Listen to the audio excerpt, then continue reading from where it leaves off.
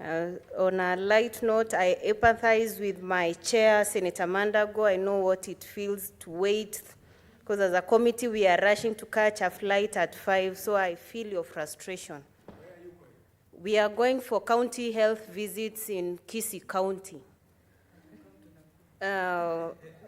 Madam Speaker, I rise pursuant to Standing Order 52.1 to make a statement on matter of general topical concern, namely the 4-day state visit by King Charles III and Queen Camilla to Kenya. Madam Speaker, King Charles III and Queen Camilla of the United Kingdom are visiting Kenya for a 4-day stay in the country on an invitation by His Excellency the President, Dr. William Samoei Ruto. This is a significant occurrence in the country, and do take this opportunity to welcome the King to the splendid of the magical Kenya. The King is not new to Kenya, having visited the country 3 times before becoming King. It shall also be... What has happened? It shall also be recalled that his mother, the late Queen Elizabeth II, ascended to the throne while vacationing in Nyeri, Kenya in 1952.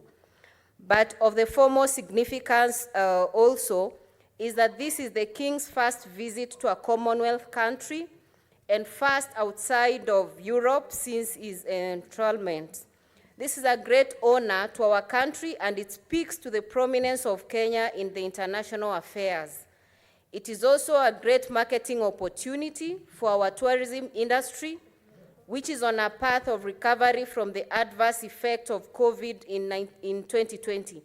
We must welcome the King of the United Kingdom warmly and see the visit for the opportunity that it indeed is. Madam Speaker, ties between our 2 countries go far beyond the colonial era. The impact of the English people globally cannot be gainsaid. Their language is the most spoken language in the world. Their ingenuity to export their culture to the Americans, Indians, Australians, and even to us Kenyans is undeniable. It has serious ramifications on the global order and international trade. Ties between Kenya and the United Kingdom are therefore of importance to Kenya for decades to come. It's important to note that currently Kenya and the UK have a trade balance of more than 100 billion. Citizens of both countries have robust interactions and mutual exchange, and this must continue to be encouraged. Madam Speaker, that said, the King must have been appropriately advised to plan a 4-day stay, because in Kenya we have this good Swahili saying about how to treat visitors. Mgeni siku ya kwanza mkaribishe, siku ya pili apumzike, na siku ya tatu mpe jembe. The King has enough time in his state visit to hold the jembe and face some of the unflattering pasts that Kenyans have had.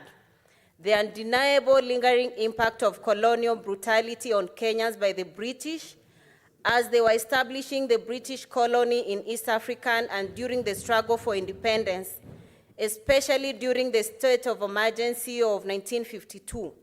The visit should endeavor to smoothen some of these rough edges. The reported cases of British soldiers training in Laikipia murdering our young girls are issues that must not be swept under the carpet.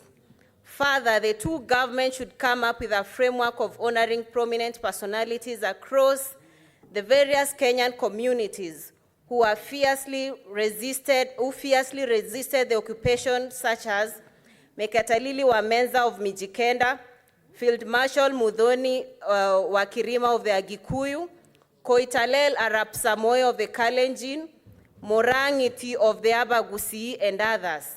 Repatriation of historical artifacts held in British museums back to their rightful owner should also be on the table in addressing fractious areas in our past, even as we keep eye on the more beneficial areas of our relationship. Just like the skull of Otenyo lies in a British museum. Madam Speaker, the visit of the King of England is therefore a matter of immense importance to the country. both as a rare mirror of our past relations and as an opportunity to reimagine and reshape our future engagements.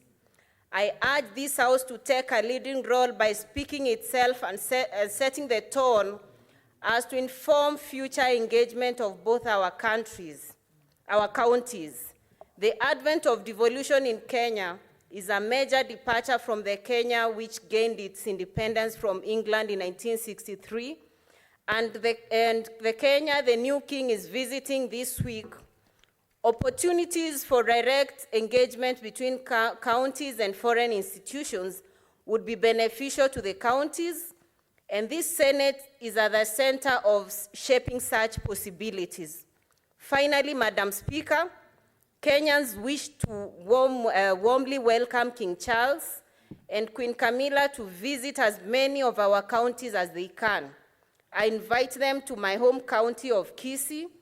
We can organize for our elders for a second enthronement as a Kisii elder. In the meantime, we need to keep a perspective in regard of our past and the future of our two wonderful countries, and how amicably we have addressed the past, even as we work to forge forward in new mutually beneficial relations. Thank you, Madam Speaker.